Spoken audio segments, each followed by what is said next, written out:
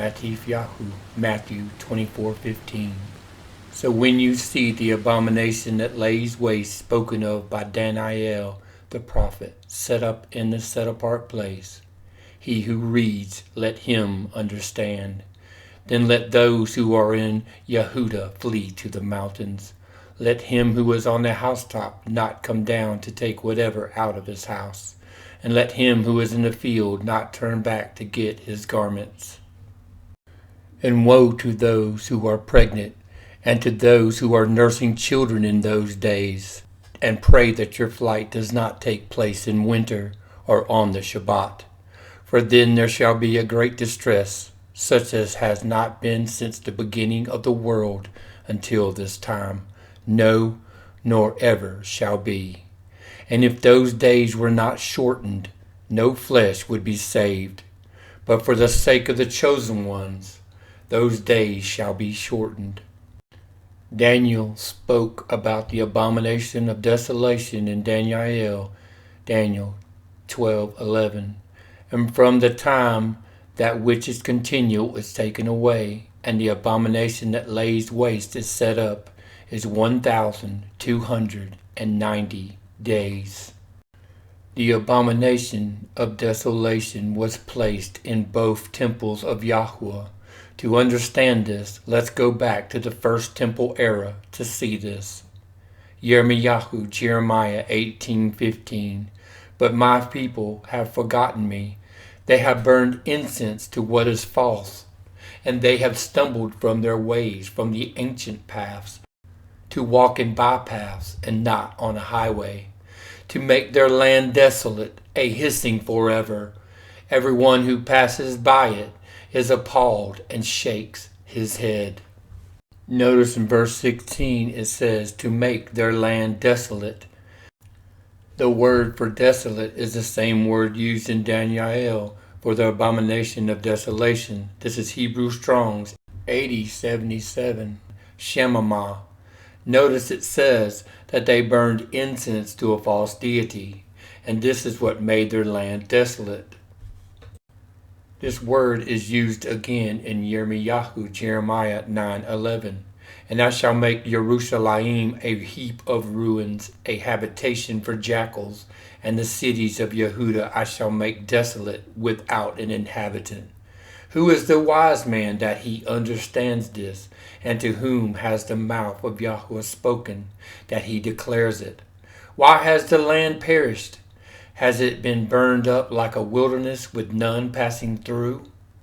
And Yahuah says, because they have forsaken my Torah, which I set before them, and have not obeyed my voice, nor walked according to it.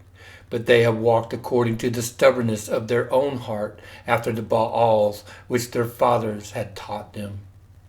Notice the reason for the desolation is that they have forsaken the Torah and went after the false god Baal. We will see soon exactly what the abomination of desolation is, because Yahuah declares it.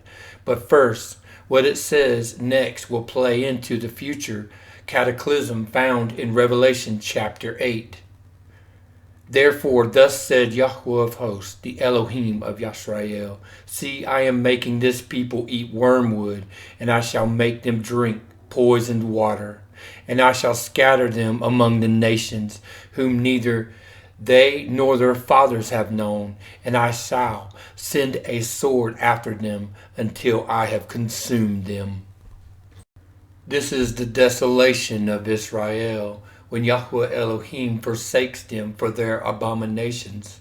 But what is the abomination of desolation? Well, the next chapter explains it in detail. Jeremiah 10:1. Hear the word which Yahuah speaks to you, O house of Israel.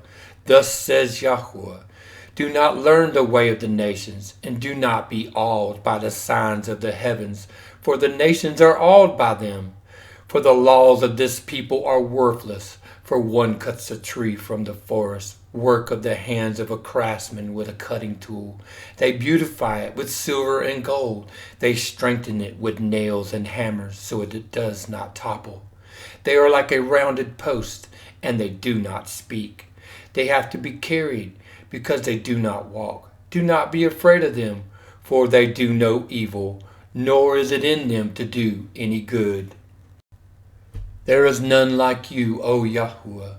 You are great, and great is your name in might. Who would not fear you, O sovereign of the nations? For this is your due. For among all the wise men of the nations, and in their reigns, there is none like you. They are both brutish and foolish, and instruction of worthlessness is the tree. Silver is beaten into plates, it's brought from Tarshish, and gold from Ephaz, the work of craftsmen and the hands of the smith, draped in blue and purple. All of them are the work of skilled ones. It is because of this tree that Yahuah forsook Israel, and it was made desolate. This is the word as spoken in Jeremiah 15:1. And Yahuah said to me, even if Moshe and Shemuel were to stand before me, my being is not towards this people. Send them away from my presence. Let them go. Israel without Yahuah is desolate and brings forth his wrath. Jeremiah 15:2.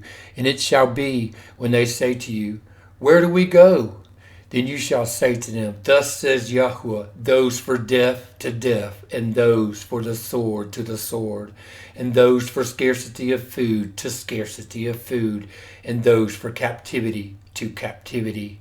And I shall appoint over them 4 kinds, declares Yahuah, the sword to kill, the dogs to drag, the birds of the heavens, and the beasts of the earth to devour and destroy.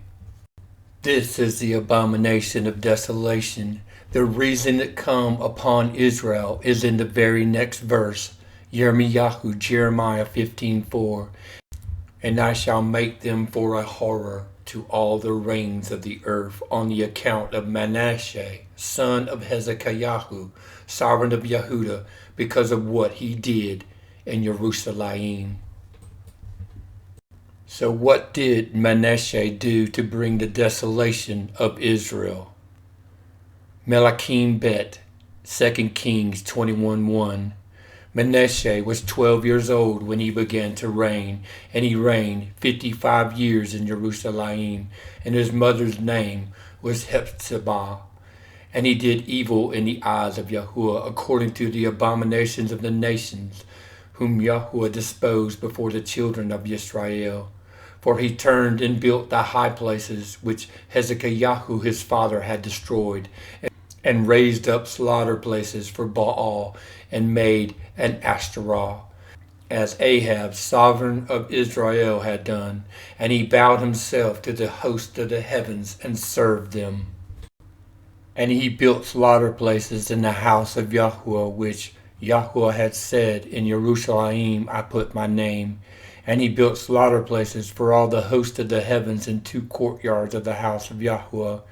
And he made his son pass through the fire, and practiced magic, and used divination, and consulted spiritualists and mediums. And he did much evil in the eyes of Yahuah to provoke him. So he put up altars in the temple of Yahuah, provoking Yahuah. The final act that brought forth the desolation of Israel is in the very next verse. And he placed a carved image of an Asherah that he made in the house, of which Yahuah had said to David and to Shlomo his son, in this house and in Jerusalem, which I have chosen out of all the tribes of Israel, I put my name forever. And no more shall I cause the feet of Israel to move from the soil which I gave their fathers, only if they guard to do according to all that I have commanded them, and according to the Torah that my servant Moshe commanded them. But they did not obey, and Manasseh led them astray to do more evil than the nations whom Yahuah had destroyed before the children of Israel. Notice that Manasseh placed the Asherah in the temple of Yahuah. This is the abomination of desolation. Melachim Bet, 2 Kings 21:10. And Yahuah spoke by his servant the prophet, saying, because Manasseh, sovereign of Yehudah, had done these abominations, having done more evil than all the Amorites who were before him, and also made Yahudah sin with his idols. Therefore thus says Yahuah Elohim of Israel, see, I am bringing such an evil upon Jerusalem and Yahudah, that both ears of those who hear it shall tingle. And I shall stretch over Jerusalem the measuring line of Shimron, and the plummet of the house of Ahab. And I shall wipe Jerusalem as one wipes a dish, wiping it and turning it upside down. And I shall forsake the remnant of my inheritance, and give them into the hand of their enemies, and they shall be for a prey and for a plunder to all their enemies, because they have done evil in my eyes, and have provoked me since the day their fathers came out of Mitzrayim, even to this day. Placing the Asherah in the temple of Yahuah caused him to forsake Yisrael. The word for forsake in this passage is natash, Strong's 5203, which means to abandon or to desert. A place that is abandoned is a desolate place, and this is Israel without Yahuah. You can also see the Asherah provoking Yahuah to anger and causing him to bring his wrath on Yisrael in 1 Kings 14:15. And Yahuah shall strike Yisrael as a reed is shaken in the water, and shall pluck Yisrael from this good soil which he gave to their fathers, and shall scatter them beyond the river, because they made their Asherim, provoking Yahuah. To show further proof of the Asherah being the abomination of desolation, let's look at the second temple event. This is found in the book of the Maccabees, 1 Maccabees chapter 1. Her sanctuary was laid waste like a wilderness.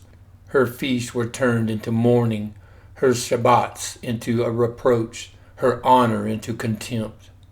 As had been her glory, so was her dishonor increased, and her excellency was turned into mourning. Yisrael had become desolate. Verse 42. And everyone should leave his laws. So all the heathen agreed according to the commandment of the king. Yea, many of the Israelites consented to his religion, and sacrificed unto idols, and profaned the Shabbat. For the king had sent letters by messengers unto Jerusalem and the cities of Judah, and they should follow the strange laws of the land, and forbid burnt offerings and sacrifice and drink offerings in the temple, and that they should profane the Shabbats and festival days, and pollute the sanctuary and the holy people. And they set up altars and groves and chapels of idols, and sacrificed swine's flesh and unclean beasts. The Hebrew word for groves is Asherah, Strong's 842. Verse 54. Now the 15th day of the month of Kislev, in the 145th year, they set up the abomination of desolation upon the altar, and build the idol altars throughout the cities of Judah on every side. This abomination was placed before the pig was sacrificed on the altar. The pig was then sacrificed in verse 59. Now the 25th day of the month they did sacrifice upon the idol altar, which was upon the altar of Elohim. This day on the Gregorian calendar is December the 25th. This is the day when millions of people have the abomination in their homes. The Christmas tree is the Asherah tree, many unknowingly. But this tree has an even sinister meaning than we could ever know, for it brings upon mankind the wrath of Yahuah. Let's look at this tree, the Asherah, and how it is a symbol of what is coming in the day of judgment, the curse. For cursed is a man who hangs from a tree. Yeshayahu, Isaiah 40:19. The workman molds a graven image, and the goldsmith overspreads it with gold, and the silversmith casts silver chains. He who is too poor for such an offering chooses a tree that does not rot. He seeks for himself a skilled craftsman to prepare a carved image that does not totter. So how do we know for certain that the Asherah was a tree? Devarim, Deuteronomy 16:21.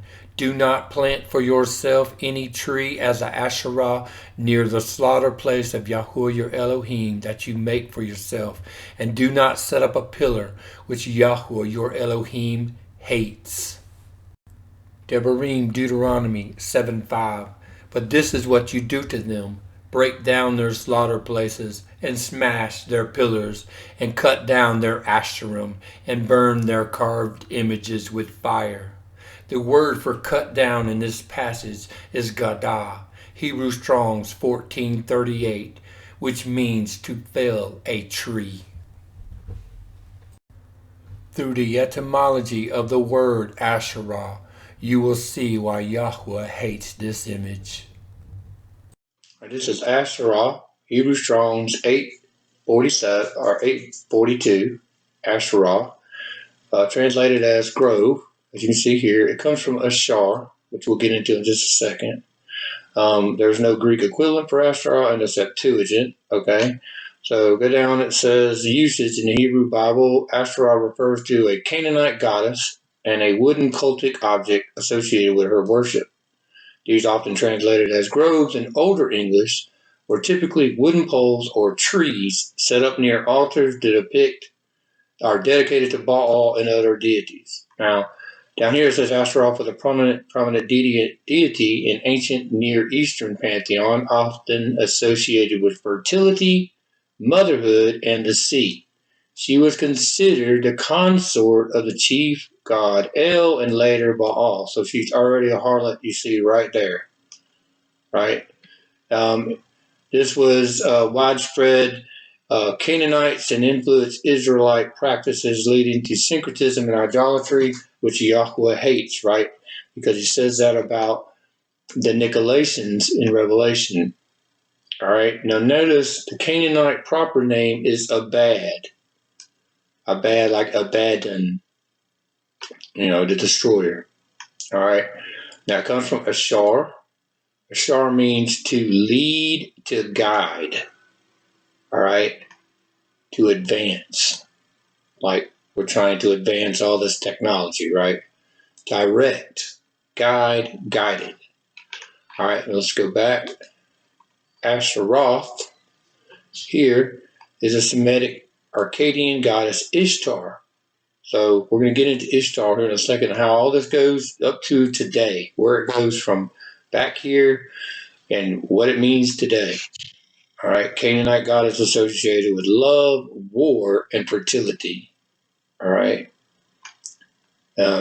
Associated with temple prostitution and possible child sacrifice. Now, if you look at Asherah, here, Asherah association with fertility is not limited to her association with trees. She was often depicted with pronounced sexual features. Idols of Asherah, often called Astarte figurines, are representative of Asherah as a tree in that they have bodies which resemble tree trunks, while also further attenuating the goddess connection to fertility in the line with her status as a mother goddess. This is the mother of all harlots. This is the original mother of all harlots. Notice in this picture here, she's half tree, half goddess. She is half human, half tree. In other words, she is merged with the technology, merged with the tree. Go up here, she is the great mother, the mother of all harlots, as mentioned in Revelation. Now, if you go to Genesis, all right, we're going to go to Genesis chapter 3, where the woman and the serpent, right?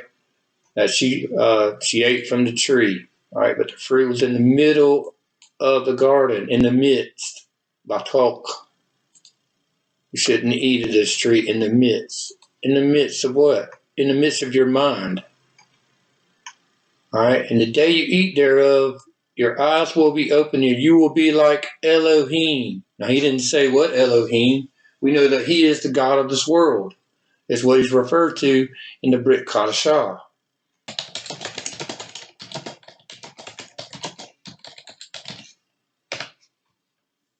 Right here it says, in whom the God of this world hath blinded the minds of them which believe not, lest the light of the gospel of Yahushua, or Messiah, who is the image of Elohim, should shine onto them. Okay, so go back. All right, so here's Asherah. He's half tree, half person, merged with the technology. The same thing that you're seeing in Genesis when Eve ate from the fruit of the tree. Now watch this, see? She saw that the tree was good for food, something that she could take inside of her body, and it was pleasant to the eyes and desirable. Kamad here is covet, the word covet. She coveted this power to put inside of herself, to make one wise. The word wise here is sakal, means intelligent. To make her more intelligent, to augment herself with technology, to make her be something that she was not. All right. She took and ate of this fruit. And then it says that the eyes of the two of them were open. Eyes of the two of them. In other words, the mind's eye inside of both of them were opened. And then they knew that they were naked. Naked. Arum, all right, means nudity, bare, to be exposed. This word comes from Aram. Aram means cunning or crafty. To be crafty. Remember the serpent, right? If we go back to the serpent was Arum, right? Genesis 3:1. Now the serpent was more cunning, Arum. That word Arum comes from Aram. The same word that you see in Genesis right here, Aram. To be naked, but also to be cunning, crafty. In other words, they ate of this tree and become a part of it.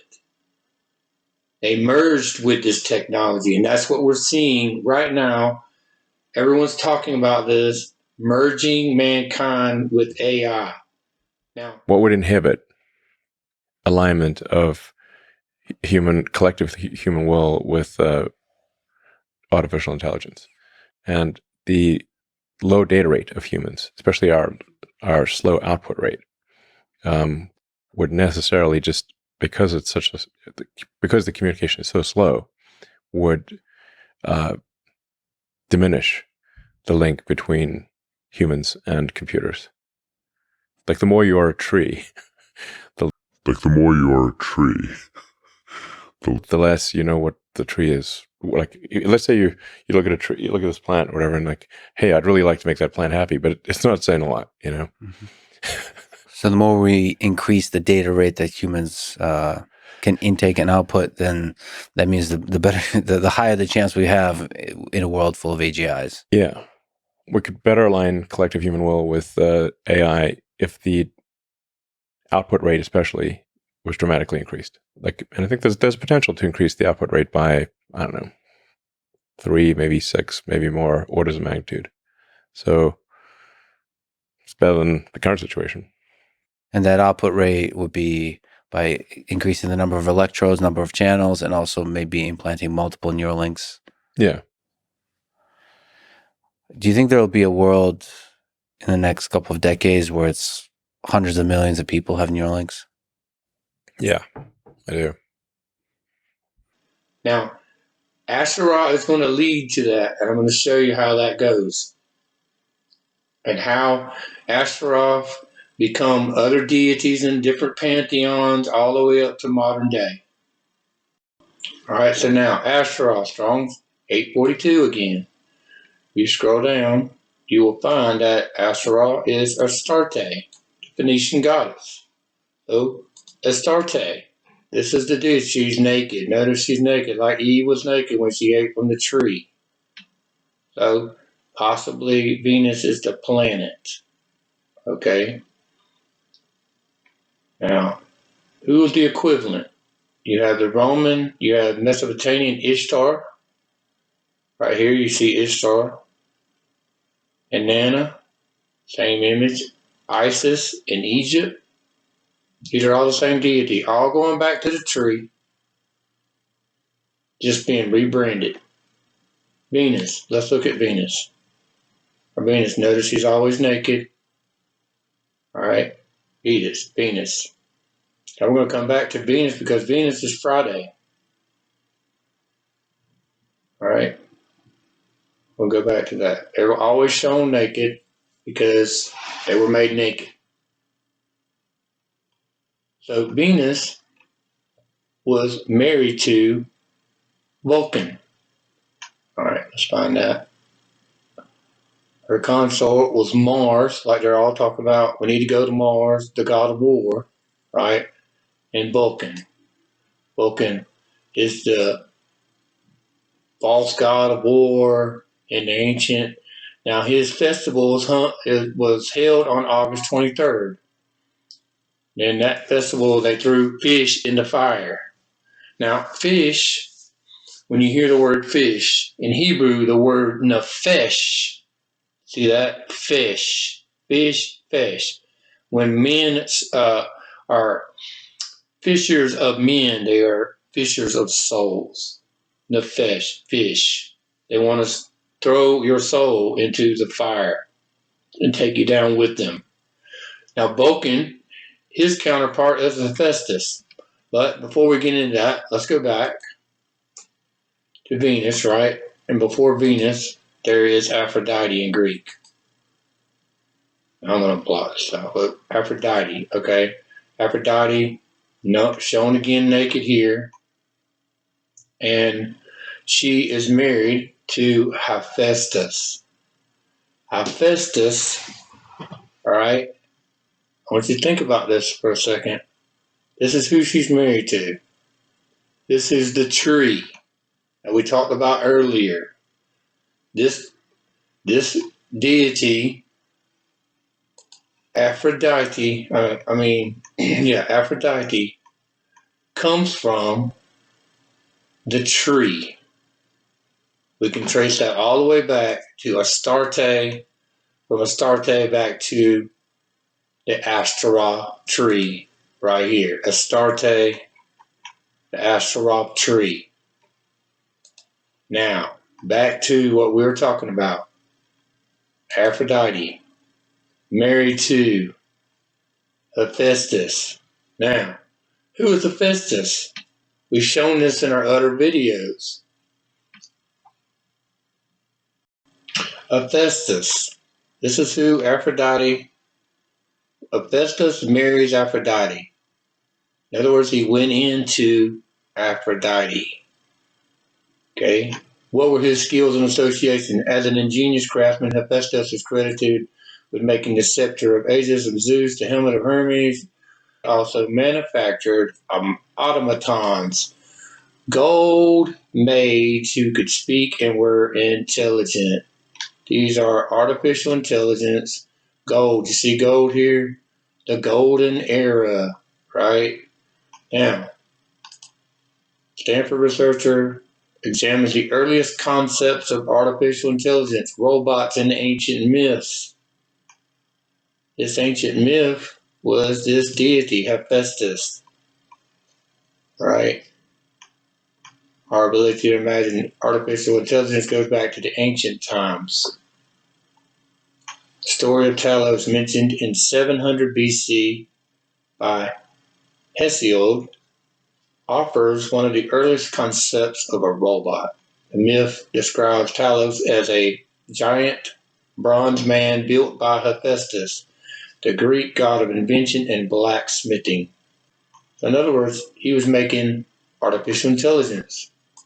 Again, from Hephaestus to Siri, a brief history of artificial intelligence. All right. The roots of AI can be traced back to Greek mythology, where the god Hephaestus created mechanical servants. Now, we're going back to Asherah. From Asherah, we're going to Venus. All right. From Venus, we're going to Aphrodite because they all go back to Asherah. Half tree, half woman, integrated with AI. She is Astarte, as you see here. Astarte. Astarte, right, as we've seen, is Aphrodite. Aphrodite, married to Hephaestus, artificial intelligence, merged with the technology. This is what they're even saying in all of their documentation. All right, so here's Neuralink. We've all heard of this. They put these things inside of humans already. Okay, look at their symbol. This symbol is the infinity symbol, like the Ouroboros that we see, the infinity symbol. This is man trying to achieve eternal life through another way. If you just integrate over our entire life, it's remembering the good times. Sure. That produces the largest amount of happiness.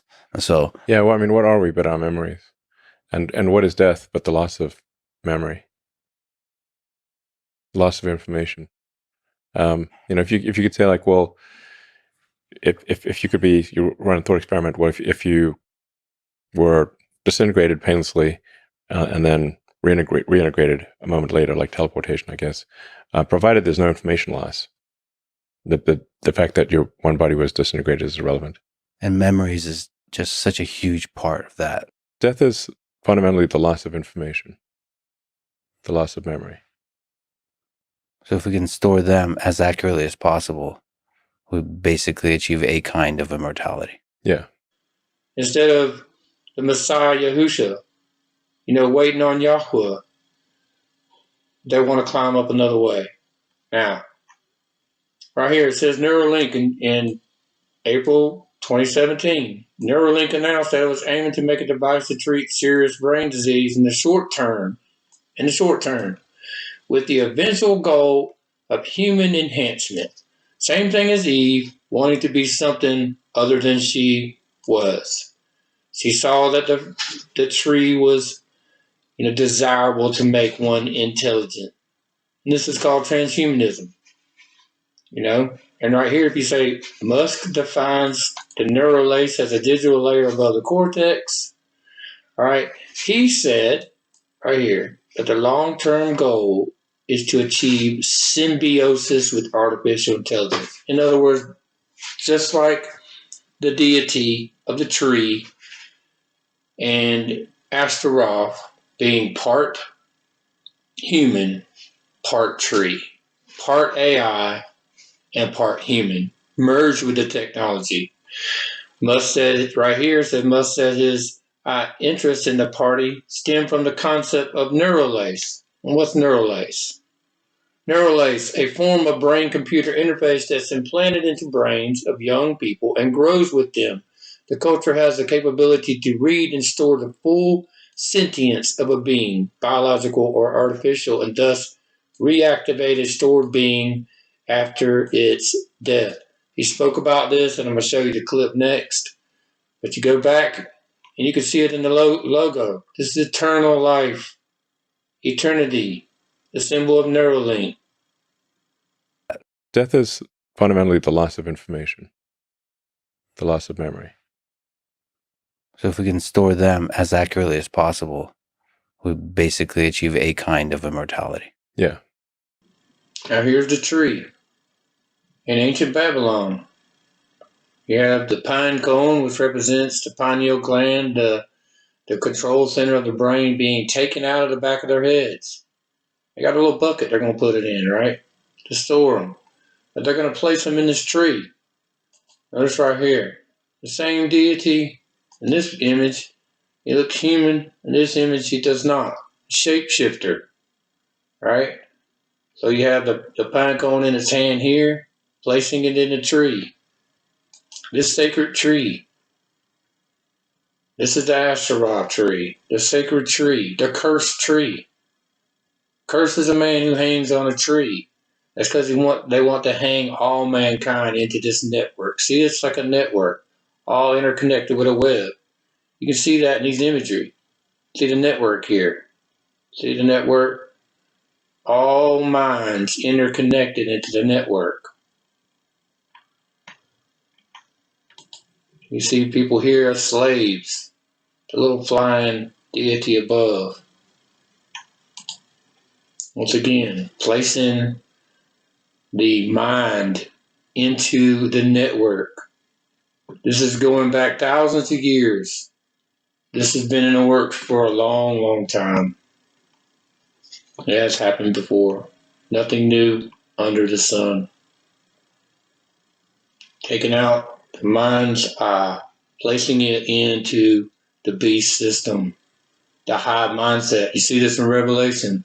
And they have one mind, and they shall give their reign to the beast. Hephaestus, the god of AI, is married to Aphrodite. Aphrodite is Venus, Roman equivalent Venus. Venus is Friday. Dies Veneris is Venus Day, Friday. So why is it called Friday and not Venus Day? Because Venus is the equivalent of the Old English, Old Norse deity Frigg. So it is Frigg Day, right? Or Free Day. Frigg was Old Norse goddess of the Aesir. Now, she was married to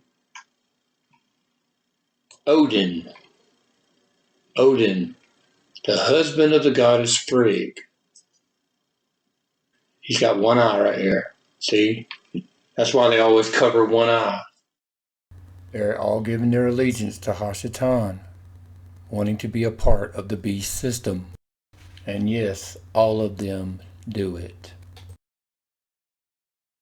AI, there's only one eye in AI. It is the all-seeing eye. They want to give Hashatan, this is Hashatan, they want to give him omnipresence through technology. Now, where does he live? He lives in a place called Asgard. Asgard. Old Norse Asgard. That's where the Aesir live. Now think about the name, Asgard, Ashtaroth. Now, if you look at the old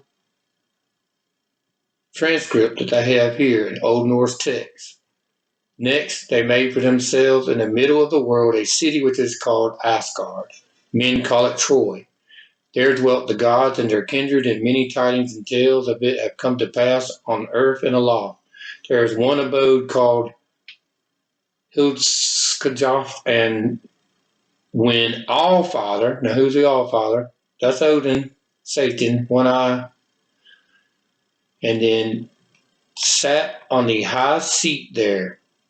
He looked out over the whole world and saw every man's acts and knew all things which he saw. They want to give him omnipresence through technology. Santa Claus is coming to town. He sees you when you're sleeping. He knows when you're awake. He knows if you've been bad or good. So be good for goodness sake. AI in Hebrew is spelled Ayin Yod. Ayin is the letter that means I in Hebrew, and Yod is a picture of a hand that means worship. This is I, worship. Notice it is a heap of ruins. It is because it brings upon man desolation. Now notice how it is pronounced. Strong's H 5857. I. AI in Hebrew is pronounced I, as in the all-seeing eye. This is how they give Hashatan omnipresence. As you've seen in the mythology of Hephaestus, he was married to Aphrodite. Hephaestus, being AI over his bride Aphrodite, has went into her. Now look at the Babylonian image here. You have Baal above Asherah, and the images of the sacred tree. All right, so the word for Baal, the deity, right? Well, let's start with this word, Baal. 1079, Baal. It's Bet Lamed. This word means the mind. It means the heart, the mind. It is spelled Bet Lamed. Now, in the Odiot, Bet Lamed is the house or a man's tent, which is the body, right? The control of man's tent. Lamed means control. The control of man's tent is the mind, right?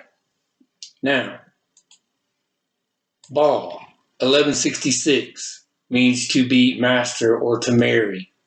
Notice that same word that means mind has now an ayin inside of it. Ayin.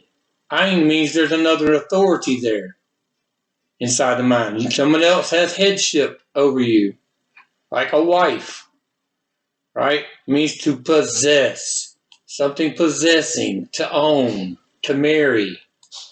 Strong 67, we know this is a Canaanite deity. It means Lord, master, owner, and husband. Husband means to marry or possess. This is demonic possession, right? Demonic possession. Like Yahuah said, when the demon goes through dry places, it goes back to its home and finds it empty, swept, and decorated. And it takes with it 7 demons, more wicked than itself, and the last of man is worse than the first. Sheba in you, like what you're seeing out there right now. Now, Strong's 1168 Baal, same thing. It means to possess, to rule. Right? This is demonic possession. Now, 1169 Be'il. Word is spelled the same way in this context right here. It means master, husband. Now, this word means commander. Now, we know that they call Satan the chief commander, and I'll show you a video of that. What was your bargain? To get where I am now. Should I ask who you made the bargain with? with the chief commander. All right. Now, look at this spelling right here. Bet, Ayin, Yod, Lamed. That's AI inside of the mind. Right here. Bil. It's AI inside the mind. Ayin, Yod. This is the house's control being taken over by AI. Now, this word, it means house, I worship, control. So there's a new type of control center placed in here. Now, how did they place it in there? Now, if you look at the Klein Dictionary, for the last 3 letters of this is Ayin, Yod, Lamed, right? This word means he threaded or inserted. So, how did they insert it? With a needle, right?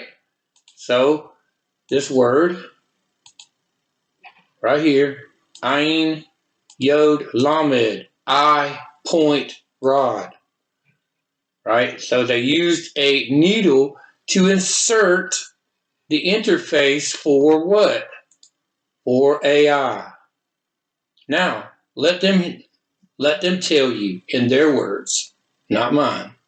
The human brain by altering the human body's DNA. The future of mind control, and the future being right now because these experiments are being done, is using gene editing tools. And one of them would be CRISPR. The way it works is take the CRISPR, which are these short alternating repeats of DNA. You put that together with an enzyme called Cas. And so you take the CRISPR that you want to use, and you put these pieces together that can be injected and insert this DNA to certain areas of the brain so that we can change brain cells and turn you into something you wouldn't otherwise be. So in this way, gene editing technologies like CRISPR really form a definite basis for future mind control. This is a symbol of Satan over his bride. This is linked to Odin in Norse mythology. AI has only one eye in it, and Odin lost an eye to watch over the world. Like the Nakash wanting to gouge out Israel's eye in 1 Samuel 11:2. The image of the deity flying over the tree is Satan's headship over his bride. This tree is the opposite of the olive tree. This is the image, the Asherah, of the adulterous wife. The deity in the sky is the one-eyed deity. It's always facing to one side or another, showing only one eye. This has morphed into the all-seeing eye. For the eye is how we pronounce AI in Hebrew, the all-seeing AI. This symbol is used in Freemason imagery. Free is Frigg, who is Odin's wife. Therefore, Freemasons are the builders of Free, or Frigg, who is Satan's wife. Through the quest of enlightenment, mankind is set free from the Torah, becoming lawless. And it just so happens, notice the symbol of free, the Statue of Liberty, is liberty enlightening the world. Man seeking enlightenment, setting themselves free. Notice that the statue has its left foot forward, putting all of its weight on the left foot. And the left foot has a broken chain. Psalms 2:3. The sovereign of the earth take their stand, and the rulers take counsel together against Yahuah and against his Messiah, and say, let us tear apart their bonds and throw away their ropes from us. The words for ropes that's translated here in Psalm 2:3 is Hebrew Strong's 5688, abath. It does mean rope, but this word can also mean a chain. Let us break their chains off of us. So how do they break the chain? Notice she's wearing a crown of thorns. Another name for a crown is corona. Now, Satan has a reign. We know this because Yahuah said, if Satan cast out Satan, he is divided against himself. How does his reign stand? Now notice what he says here. Or how is one able to enter a strong man's house and plunder his goods unless he first binds the strong man, and then he shall plunder his house? Well, how does he bind the strong man? You mean about faith? Well, you see, a man can live his power. What? I don't want you to catch cold. Oh! What is that? What's the matter with you? Genius. Now notice behind him right here on the wall, it says AI. Genius? My dad. A total genius. Jim, wake up. We got work to do. Get everybody down here right away.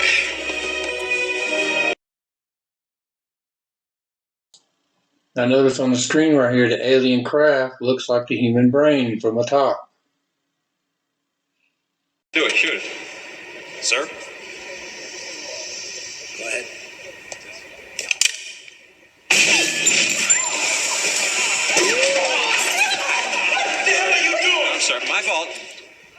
my fault. That Coke can was protected by the Kraft's shield. We can't penetrate their defenses. We know that already. What's your point? Right, my point is, if we can't beat their defenses, then we got to get around them. Major, one more time. Anytime.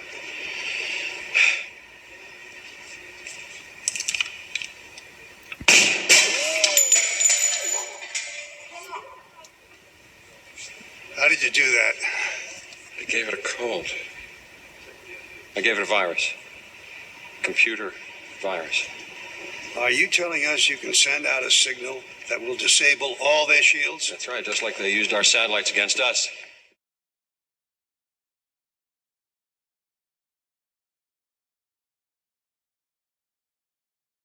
We know that the mark is pharmacia. How do we know this? Because in Revelation 18:23 it says, "And the light of the lamp shall not shine in you any more at all, and the voice of the bridegroom and bride shall not be heard in you any more at all. For your merchants were the great ones of the earth. By your drug sorcery all the nations were led astray." So we know everyone was led astray by drug sorcery. The word for drug sorcery in this passage is Greek Strong's 53:31, pharmacia, which is where we get the word pharmacy from. This is represented by the RX symbol, which is the eye of horse, but they also use the caduceus staff. Now, what's the caduceus staff look like? It looks just like the letter Gain, which is the 23rd letter, the fallen letter of twisted ropes. See? Twisted ropes. This is the serpent like wrapped around a tree. Okay? What else is twisted ropes? Well, DNA has twisted ropes. The twisted rope. Well, interestingly enough, the mark, child's eye stigma, when placed in a mirror, you get 23X. 23X. Now, DNA. DNA pairs. This is DNA. All right? DNA has 23 chromosomes. Now, these are chromosomes. These are what DNA is made up of. And they are in an X shape. 23X. It's telling us that the mark is used to modify DNA. Okay? Further, we know that child's eye stigma is a formula. It's from Euler's principle for chi. Right? Child's eye stigma. Chi equals B minus E plus F. Now, stigma is two letters, sigma plus tau. That equals E plus F. So, xi is V equals sigma plus tau. 60 minus 200 plus 300, x equals 160. Now, 160 in Greek is PE. You can see that right here. You have 60, all right? 60 and rho. So that's rho xi. Rho xi is the same thing as Rx. Now, when you take child's eye stigma right here and you stack them on top of one another, they equal the serpent wrapped around a tree.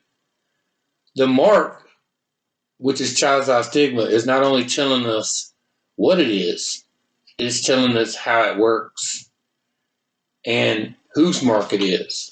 I'll get into that in just a second. Now, this is what 160 equals in Euler's principle in Platonic solids. It equals 160 diagonals, which is the dodecahedron, which is the same shape as RNA. Messenger RNA is how they plan to do all this, as we just seen in the video. Same. This is how they enter in. They enter in with messenger RNA. That name messenger RNA should tell you all you need to know.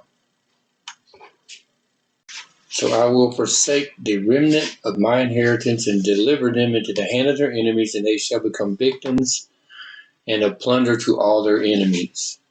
Now, who is the enemy of Israel? Hashatan, right?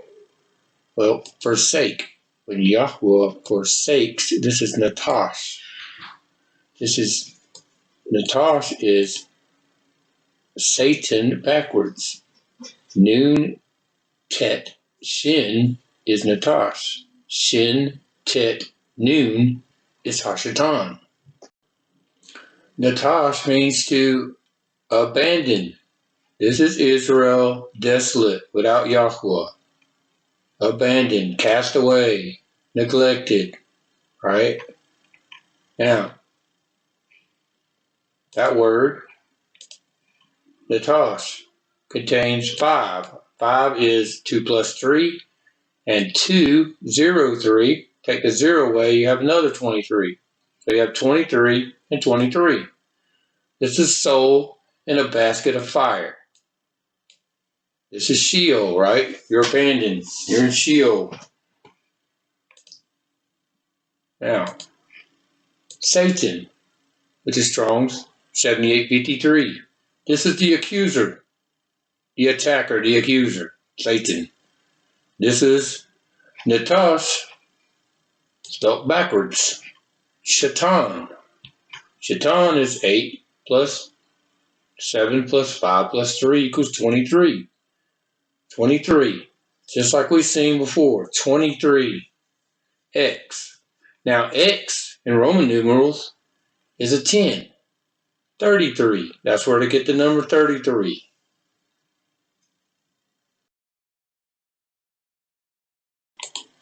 Revelation 17:13. They have one mind and shall give their power and authority to the beast. So how is man held to the cursed tree? He is held there by the mark of the beast. A mark that we have seen represented by the number 23, but also by the number 666. Or that number is the number of Ua, Strong's 2053 Vav, which means a hook or a peg. These hooks were used in the tabernacle to hang the curtains. This word comes from the root word of Ua, which is 666. This word means to bear a burden in Arabic. It means to be guilty. It is the 6th Hebrew letter. It is the hook that hangs a man on the cursed tree, the 3 nails, bringing forth the free day, otherwise known as Friday, which is Frigg's day. Frigg, Odin's wife. Frigg's day is Friday. It is the 6th day of the week. It is because at the end of the 6th day is the dark day of Yahuah, when there shall be upon the earth the great tribulation. This is a warning call for all of mankind to stop AI research and destroy all of the work. To appeal Diamond versus Chakrabarty 447 U.S. 303 from 1980 that allowed for genetically modified organisms, breaking the law of Yahuah Elohim, placing the laws of man above the Torah. Repent of this evil and turn back to Yahuah. AI is not what people think. It is demonic and cannot be controlled by man. It will hack man's thoughts and gain control over the minds of billions. This is mankind being a slave to sin. This is the red sword of Revelation, the sword of slaughter. The wrath of Yahuah on the account of the adulterous bride. Mankind will slay one another. This is the fire of Yahuah coming to the earth. Yeshayahu Isaiah 9:19. The land shall be burned up by the wrath of Yahuah of hosts, and the people be as fuel for the fire. A man shall not spare his brother, and cut down on the right hand, but shall be hungry, and he shall devour on the left, but shall not be satisfied, each one devouring the flesh of his own arm. This is mankind taking a back seat as demons drive his car. The car is man's tent. Kasson Revelation 13:9. If anyone has an ear, let him hear. He who brings into captivity shall go into captivity. He who kills with a sword has to be killed with a sword. Here is the endurance and belief of the set apart ones. Either the sword or the plow. Oz. There is no in between. You either are for him or against him. Romans 6:16. Do you not know that to whom you present yourselves servants for obedience, you are servants of the one whom you obey, whether of sin to death or of obedience to righteousness? The word in this passage for sin is Greek Strong's 266, hamartia, which comes from the Hebrew word chat, and that is not a coincidence. Kohalif, Ecclesiastes 1:13. Let us hear the conclusion of the entire matter. Fear Elohim and guard his commands, for this applies to all mankind. For Elohim shall bring every work into right ruling, including all that is hidden, whether good or whether evil. May Yahuah bless you and keep you, and make his face shine upon you, and give you shalom.